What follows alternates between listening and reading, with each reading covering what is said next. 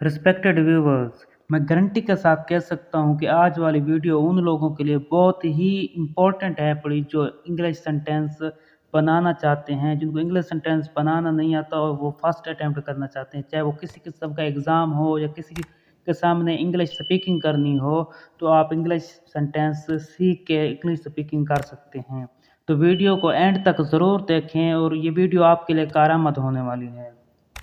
चलिए दोस्तों, सेंटेंस की 3 टाइप्स होती हैं। पहले है प्रेजेंट इंडेफिनिट टेंस, कि अगर आप किसी से बात कर रहे हैं और वो बात आप उसको हाल ही में बता रहे हैं कि हाल ही में ये हुआ है, अभी ये चीज़ हुई है, तो वो प्रेजेंट इंडेफिनिट टेंस में आएगा। जैसे कि मैं कहता हूँ कि आप किसी से कहते हैं कि मैं किताब पढ़ता हूँ, तो ये हाल ही की बात है, तो आप कहेंगे आई रीड बुक, मैं किताब पढ़ता हूँ। ठीक हो गया। तो ये हाल ही में है कि आप कह रहे हो कि मैं किताब पढ़ता हूँ, तो इसमें होता है प्रेजेंट इंडेफिनिट टेंस।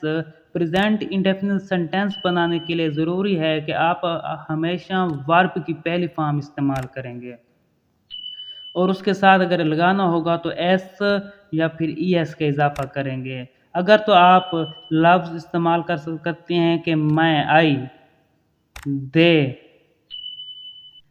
ठीक हो गया, या फिर वो। अगर तो जमा के हैं, प्लुरल हैं पड़े, तो फिर आप एस या ई एस का इजाफा नहीं करेंगे, बल्कि आप वर्ब की पहली फॉर्म लगाएंगे, जैसे कि रीड हो गया, और उसके साथ जो चीज़ आप जिसके ऊपर आप काम कर रहे हो वो लिखेंगे। जैसे कि आप बुक के ऊपर काम कर रहे थे, क्या कर रहे थे, पढ़ रहे थे, तो आप बुक कहेंगे। ठीक हो गया।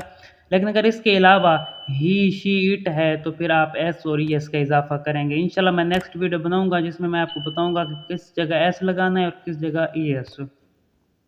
नेक्स्ट वन है हमारे पास पास्ट इंडेफिनिट सेंटेंस। ये वो काम है जो आप आपने माजी में किया हो। जैसा कि मैं इसी सेंटेंस को कहता हूँ कि आप किसी को कहते हैं मैंने किताब पढ़ी, तो आप कहोगे I read the book, I read the book. कि अब देखें दोबारा से मैंने रीड इस्तेमाल किया है, लेकिन यहाँ पे रीड जो है पड़ी वो सेकंड फॉर्म है। रीड की सेकंड फॉर्म भी रीड ही होती है, तो आपने वर्ब की सेकंड फॉर्म इस्तेमाल करनी है, आई रीड द बुक।